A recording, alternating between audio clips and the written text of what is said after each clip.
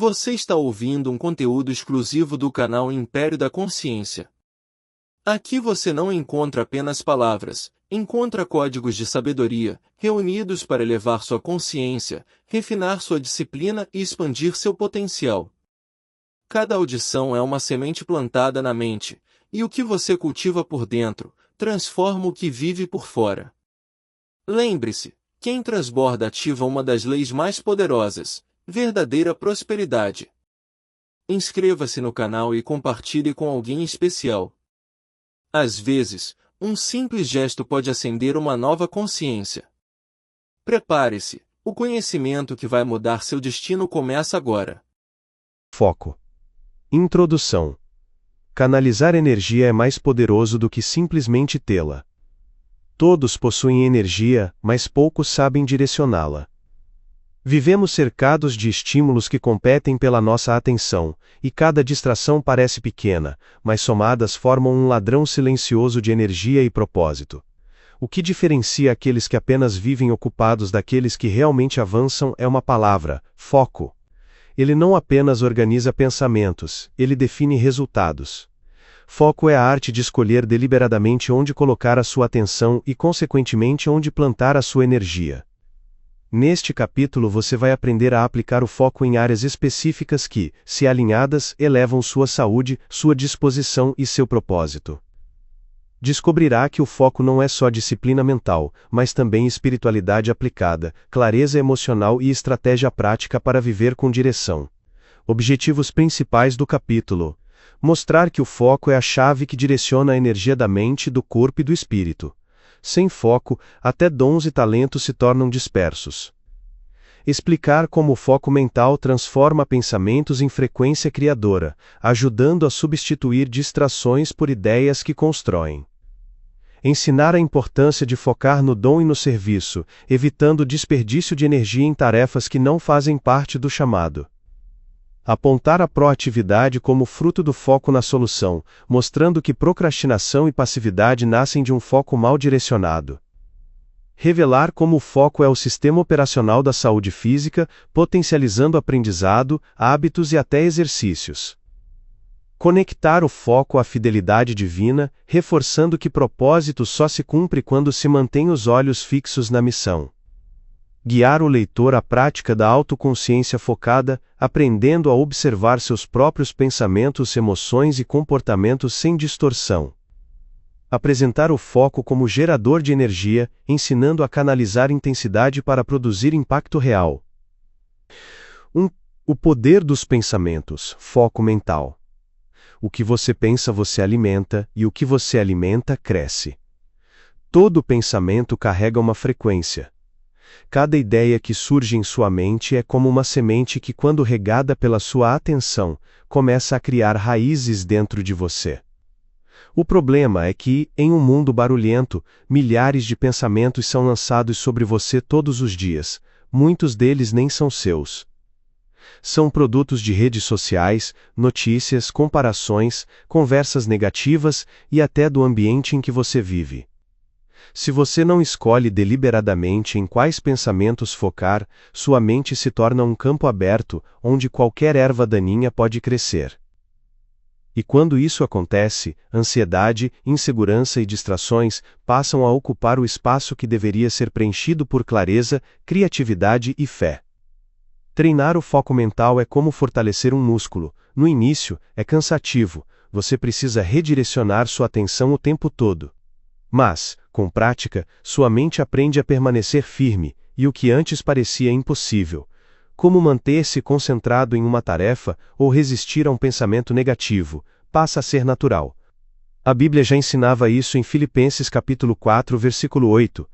Tudo que é verdadeiro, tudo que é respeitável, tudo que é justo, tudo que é puro, tudo que é amável, tudo que é de boa fama, se alguma virtude há e se algum louvor existe, seja isso que ocupe o vosso pensamento. Ou seja, você pode e deve escolher o que vai alimentar dentro da sua mente. Aplicações práticas. Diário de pensamentos. Reserve alguns minutos por dia para escrever os pensamentos que mais ocuparam sua mente. Ao vê-los no papel, você consegue distinguir quais valem sua energia e quais devem ser descartados. 2. Exercício de redirecionamento. Quando um pensamento negativo surgir, não lute contra ele. Substitua-o intencionalmente por um pensamento construtivo, como uma promessa bíblica ou uma meta pessoal. 3. Tempo de silêncio. Pratique alguns minutos diários de silêncio total, sem telas, sem música, sem conversa. Esse momento funciona como musculação mental, fortalecendo sua capacidade de permanecer focado. O foco mental é a primeira trincheira da alta performance. Se você não aprender a dominar os pensamentos que alimenta, eles dominarão você. Mas, ao escolher deliberadamente em que pensar, você começa a mudar não apenas sua mente, mas também sua realidade. 2. Ser útil, ser usado, menos foco no dom e no serviço. Quando você entende seu dom, o foco transforma desgaste em impacto. O perigo de dizer sim para tudo. Muitos confundem utilidade com disponibilidade restrita. Dizem sim para todas as demandas, carregam tarefas que não lhes pertencem e, no fim, vivem drenados, sem energia e sem clareza. Ser útil não é se tornar um depósito de expectativas alheias, mas alinhar seus dons àquilo que realmente faz diferença. Aqui entra a primeira prática, o princípio do sim e não. Aprender a dizer não para tarefas que desviam você do propósito é tão importante quanto dizer sim às oportunidades certas. Greg McKeown, no best-seller Essencialismo, afirma: se você não definir suas prioridades, alguém fará isso por você. O dom como instrumento de precisão. Você foi criado como um utensílio único. Um martelo não serve para cortar madeira, uma tesoura não serve para pregar um quadro. Cada ferramenta cumpre seu papel quando usada no lugar certo. Assim também acontece conosco. Foco é usar seu dom no território certo. Uma prática simples para descobrir esse território é fazer um inventário de dons. Pergunte-se: onde as pessoas sempre procuram minha ajuda? O que eu faço com naturalidade e outros acham difícil? Em quais atividades me sinto mais vivo e produtivo? Esse exercício ajuda a distinguir sua principal área de impacto. Serviço focado gera fluxo. Quando você coloca energia no seu dom principal, o serviço deixa de ser peso e passa a ser prazer. Você não se sente explorado, mas direcionado. Não se dispersa em tudo, mas se torna estratégico naquilo que faz diferença. Aqui está outra aplicação: escolha um canal de serviço. Pode ser sua família, um projeto no trabalho ou uma área de voluntariado. Servir de forma consistente nesse canal cria profundidade em vez de dispersão. Paulo escreveu em 1 Coríntios capítulo 12, versículo 4: Ora, há diversidade de dons, mas o Espírito é o mesmo. Ele estava lembrando que cada dom tem um lugar no corpo, e que a força da comunidade vem de cada parte cumprir sua função. O foco nesse contexto não é exclusão, mas precisão. O impacto da utilidade estratégica. Ser útil não é abraçar o mundo, mas multiplicar resultados no ponto certo. Pense em Jesus. Ele não tentou estar em todos os lugares ao mesmo tempo, mas focou em 12 discípulos. E desse foco, nasceu um movimento que mudou a história. Assim acontece conosco. Quando alinhamos dom e foco, pequenas sementes se tornam grandes árvores de impacto. Você não nasceu para ser usado de qualquer maneira, mas para ser útil da forma certa. O foco no dom e no serviço protege sua energia, amplia seu impacto e transforma sua vida em um utensílio preciso nas mãos de Deus. Não se trata de estar disponível para tudo, mas de estar disponível para o que importa. 3. Proatividade contra a passividade. Foco na solução. Problemas não desaparecem sozinhos. Eles se dissolvem quando você os encara com foco. Passividade, o preço da dispersão. A passividade não é ausência de ação, mas excesso de distração. Quando sua mente está fragmentada, até os problemas mais simples parecem montanhas intransponíveis. É como ter uma pedra no sapato. Enquanto sua atenção vaga por 1000 direções, a dor aumenta e o passo trava. A procrastinação é, em grande parte, um reflexo de um foco fraturado. Você sabe o que precisa ser feito, mas a energia está dispersa demais para agir. Aplicação prática. Identifique hoje uma única pedra no sapato que tem te paralisado, aquela tarefa pequena que você adia há semanas. decida aplicar foco laser nela até resolvê-la. Essa vitória simples gera energia e confiança para enfrentar desafios maiores. A força do foco na solução. Ser proativo não é apenas agir rápido, é decidir deliberadamente onde aplicar sua energia mental e emocional. Muitas vezes, o problema em si não é tão grande quanto a quantidade de atenção que damos a ele. Quanto mais você foca no que está errado, mais combustível fornece para que a ansiedade cresça. A mente reativa vive no ciclo das perguntas erradas. Por que comigo? E se não der certo? Quem é o culpado? Essas perguntas alimentam a passividade porque colocam o foco em coisas que você não pode mudar.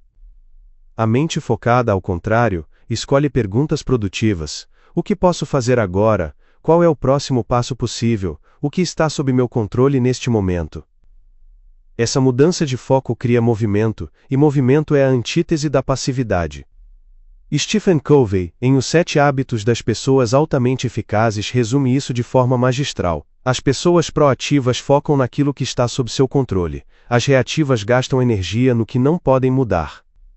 Pense em um incêndio. Enquanto o reativo entra em pânico e perde tempo reclamando da origem do fogo, o proativo procura água, areia ou uma saída de emergência. O problema é o mesmo, mas o resultado é totalmente diferente porque o foco foi diferente. Uma vitória focada gera momentum.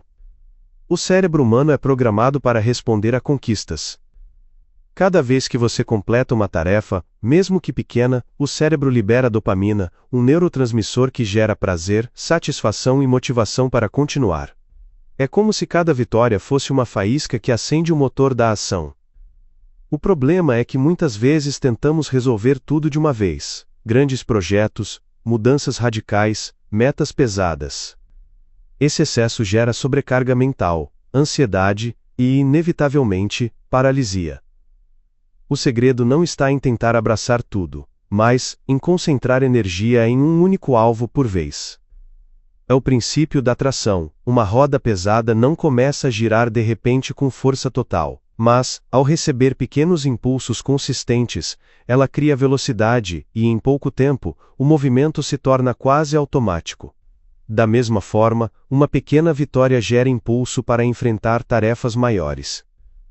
James Clear, no best-seller Hábitos Atômicos, explica: o sucesso é o produto de hábitos diários, não de transformações únicas na vida. Cada micro-resultado reforça em você a identidade de alguém capaz de cumprir o que se propôs a fazer. E, ao acumular pequenas conquistas, você muda não apenas seus resultados, mas também a forma como se enxerga. Exemplo prático. Pense em alguém que decide mudar de vida. Ele tenta ao mesmo tempo reorganizar a casa, emagrecer, ler mais, orar mais, trabalhar mais. Em poucos dias, a exaustão toma conta e nada se sustenta. Agora imagine se essa mesma pessoa decide começar apenas por arrumar a cama todas as manhãs. Essa pequena ação aparentemente banal dispara uma sensação de ordem e conquista logo no início do dia. Esse micro-resultado cria um padrão. Se conseguir isso, posso conseguir o próximo passo. Aplicação prática. Micro-resultados diários. Escolha uma tarefa central por dia, não 3, não 5, apenas uma. Concentre energia total nela até concluí-la. Depois de concluída, permita-se reconhecer a conquista. Essa celebração reforça o ciclo de dopamina. Ao final de uma semana, observe como a sequência desses micro-resultados criam consistência, disciplina e confiança. Uma pequena vitória pode parecer insignificante, mas é ela que abre caminho para grandes mudanças. Quando você se concentra em alvos específicos, o foco gera atração, a atração gera progresso, e o progresso gera um estado mental em que agir se torna natural. É nesse ciclo que a disciplina deixa de ser um peso e se transforma em energia acumulada para avançar cada vez mais longe, da reação à ação. A passividade é a armadilha de viver como espectador da própria vida. Quem vive nesse estado sempre encontra justificativas externas. A economia está ruim, ninguém me ajuda, não tenho tempo. Reagir é entregar as rédeas das suas escolhas às circunstâncias. É como estar dentro de um barco à deriva, reclamando da maré, mas sem jamais segurar o leme. A proatividade, por outro lado, nasce de uma decisão interna, assumir responsabilidade e agir dentro daquilo que está ao seu alcance. É o foco que faz a transição da reação para a ação, porque ele tira sua energia da queixa e a direciona para a construção. É a diferença entre olhar para um muro e dizer não tem saída, ou olhar para o mesmo muro e perguntar, onde posso construir uma escada? O muro é o mesmo, mas a atitude é completamente diferente. Stephen Covey, em Os 7 Hábitos das Pessoas Altamente Eficazes, chama isso de viver dentro do círculo de influência. As pessoas proativas expandem sua influência porque concentram energia no que podem mudar. As reativas encolhem sua influência porque gastam energia no que não podem controlar. Exemplo prático. Um profissional pode gastar meses reclamando que não recebeu promoção. Essa é a reação. Outro, diante da mesma situação, escolhe investir em novos cursos, melhorar a performance no trabalho e criar valor que não pode ser ignorado. Essa é a ação. O problema é o mesmo. O resultado é completamente diferente porque o foco foi direcionado para a solução. A diferença entre viver travado e viver em movimento não está nas circunstâncias, mas no foco. Quando você dispersa a atenção em queixas, dúvidas e comparações, a vida congela. Mas quando aplica foco total em soluções, mesmo que pequenas, gera energia suficiente para romper a inércia e avançar. A proatividade não é fruto de um poder mágico de motivação, mas da decisão consciente de usar o foco como arma contra a passividade. Quem escolhe agir, ainda que em passos pequenos, deixa de ser refém do que acontece e passa a ser autor do que constrói. 4. Corpo como máquina de guerra, o foco como pilar central.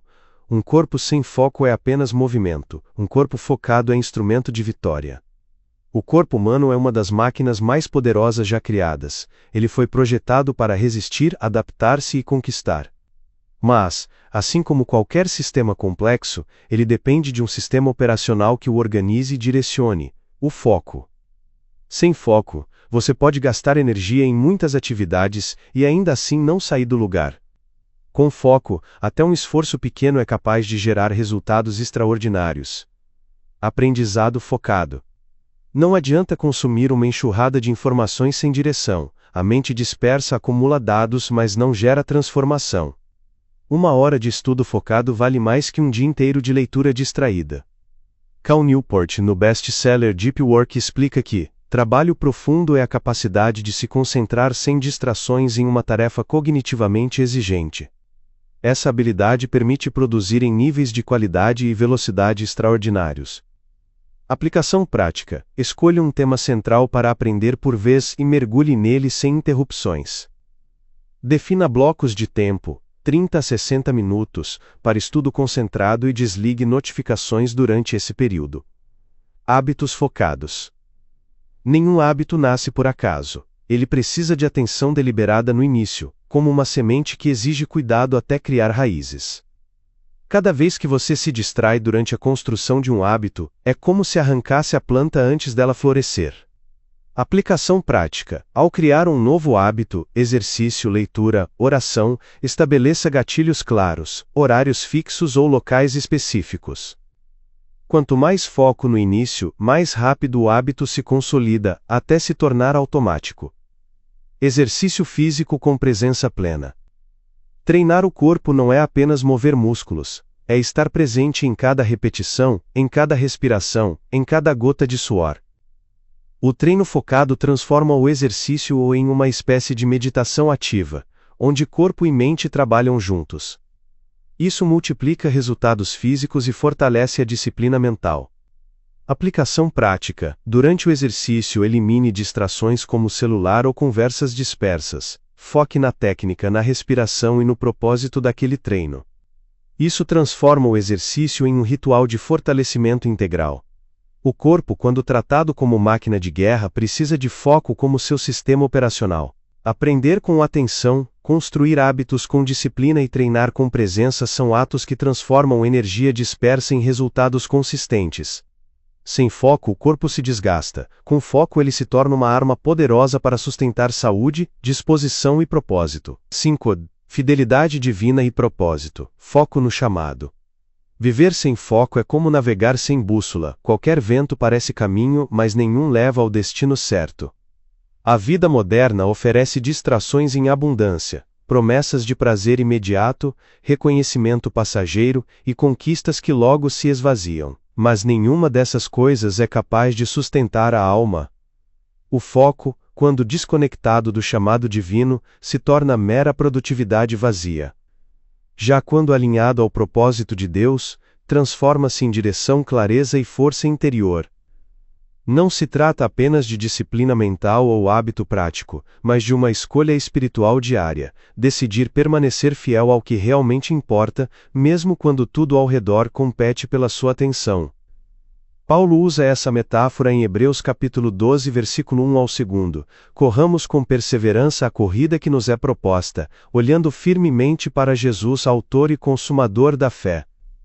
Assim como um corredor fixa os olhos na linha de chegada e ignora os desvios ao redor, o discípulo de Cristo mantém o foco no chamado, sabendo que é a fidelidade, e não a velocidade, que o levará até o destino. Quem foca no chamado encontra sentido duradouro, porque aprende a viver não apenas para o agora, mas com os olhos firmes no eterno. O chamado como norte. Sem direção clara, a vida se torna como um barco à deriva. Qualquer corrente ou vento é suficiente para nos afastar do destino.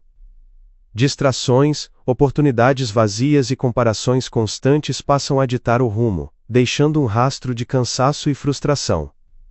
Mas quando você compreende o chamado de Deus, algo muda. O chamado se torna bússola e mapa. Ele não apenas mostra onde você deve chegar, mas também o que deve recusar pelo caminho. Decisões que antes eram confusas passam a ser avaliadas por um critério superior. Isso me aproxima ou me afasta do meu propósito? Rick Warren, no clássico Uma Vida com Propósitos, afirma: você não foi colocado na Terra por acaso, Deus o criou para um propósito específico. Esse propósito é mais do que uma meta de carreira ou um projeto pessoal, é a resposta à pergunta mais profunda do coração: por que estou aqui?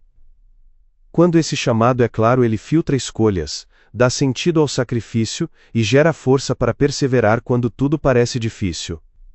Aplicação prática. Escreva seu chamado em uma frase curta, objetiva e inspiradora. Por exemplo, fui chamado para ensinar e inspirar pessoas a viverem com fé e coragem.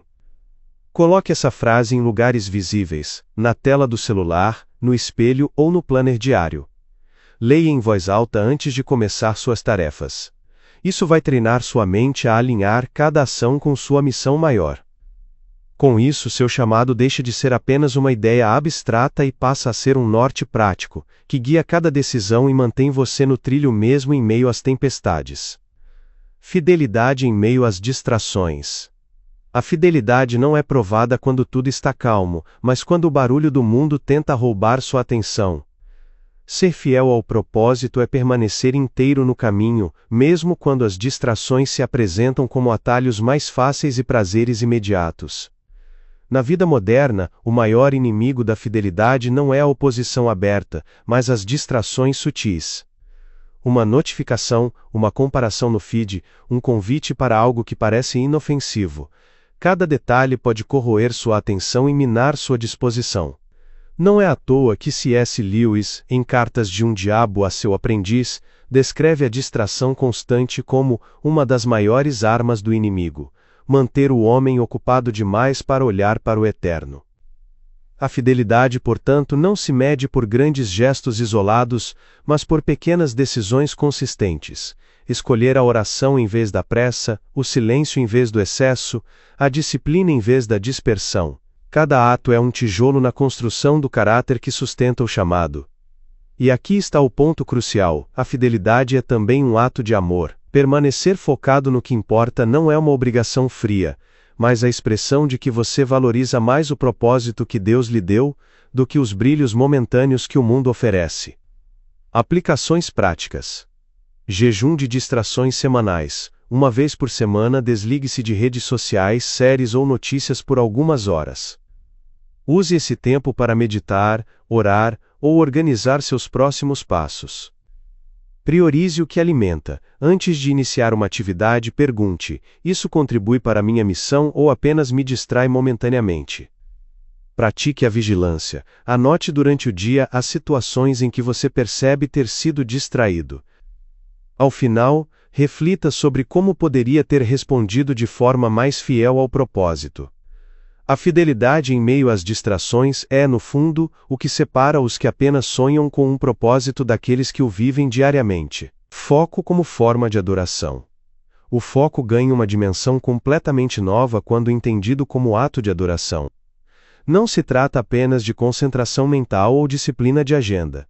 Trata-se de consagrar o melhor da sua energia, atenção e tempo ao Autor da vida. O apóstolo Paulo nos lembra em 1 Coríntios capítulo 10, versículo 31, quer comais, quer bebais ou façais qualquer outra coisa, fazei tudo para a glória de Deus. Isso significa que até as tarefas mais simples podem se tornar altares, e o foco é o fogo que mantém esse altar aceso. Quando você estuda com dedicação, trabalha com excelência ou cuida do corpo como templo do Espírito, você está dizendo em silêncio: Senhor, isso é para ti. Nesse sentido, foco não é apenas produtividade, mas liturgia do cotidiano, uma forma de culto silencioso que demonstra fidelidade. Rick Warren, em Uma Vida com Propósitos, reforça essa verdade. Trabalho se torna adoração quando o fazemos para agradar a Deus. O que diferencia uma rotina vazia de uma vida cheia de propósito não é a tarefa em si, mas a intenção que a sustenta. Ao redirecionar sua energia, você faz do foco uma arma contra a dispersão espiritual e uma ponte para o sagrado. É como se cada ação feita com entrega e intenção correta se tornasse uma oração viva. Aplicações práticas. Ressignifique tarefas simples. Ao começar o dia, declare: tudo que fizer hoje será para te honrar, Senhor. Até mesmo responder e-mails ou arrumar a casa ganha outro valor quando feito com essa consciência. Estabeleça marcos de adoração. Antes de iniciar qualquer tarefa importante, faça uma breve oração dedicando aquele tempo a Deus. Essa prática realinha sua mente e impede que distrações roubem seu foco. Use o corpo como expressão. Ao cuidar da saúde, exercitar-se ou alimentar-se bem, veja isso como parte da sua adoração. Afinal, o corpo é templo e precisa de zelo para que o chamado se cumpra com vigor. O foco verdadeiro não é apenas ferramenta de produtividade, mas uma bússola espiritual. Ele impede que você viva como refém das demandas externas, e o mantém alinhado ao fluxo do propósito divino. Focar no chamado é escolher a adoração em cada detalhe, transformando até passos pequenos em parte de um destino eterno. 6. Perseverança, o foco que vence o tempo. A perseverança é a forma mais elevada de foco porque ela não se mede em dias de entusiasmo, mas em anos de constância. É fácil se manter focado quando há energia, resultados visíveis e elogios. O desafio real começa quando não há aplauso, quando o progresso é lento e quando a mente grita: será que ainda vale a pena?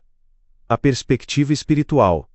Na Bíblia, perseverança não é apenas insistir, é permanecer com fé, acreditando que a promessa de Deus ainda está em movimento mesmo quando tudo parece parado. Paulo escreveu em Gálatas capítulo 6, versículo 9: Não nos cansemos de fazer o bem, pois no tempo certo colheremos, se não desistirmos. A perseverança é a fé aplicada no tempo, é crer que Deus não se esquece do processo, que cada ato de fidelidade é semente invisível plantada na eternidade. José, Davi, Daniel, todos precisaram passar pelo silêncio do tempo para provar que seu foco não estava nas circunstâncias, mas no Deus que prometeu. A perspectiva psicológica. A psicologia moderna chama isso de resiliência, a capacidade de se adaptar, resistir e seguir adiante apesar das adversidades. Angela Duckworth, no livro Garra, define perseverança como a combinação de paixão mais persistência a longo prazo. Não basta gostar de algo ou ter talento. É a consistência de voltar ao mesmo propósito, todos os dias, que separa quem desiste de quem vence. Assim como o aço se fortalece no fogo, o caráter se solidifica nas pressões. A resiliência mostra que cada frustração pode se tornar combustível para seguir mais forte, se a pessoa aprender a reinterpretar suas dificuldades.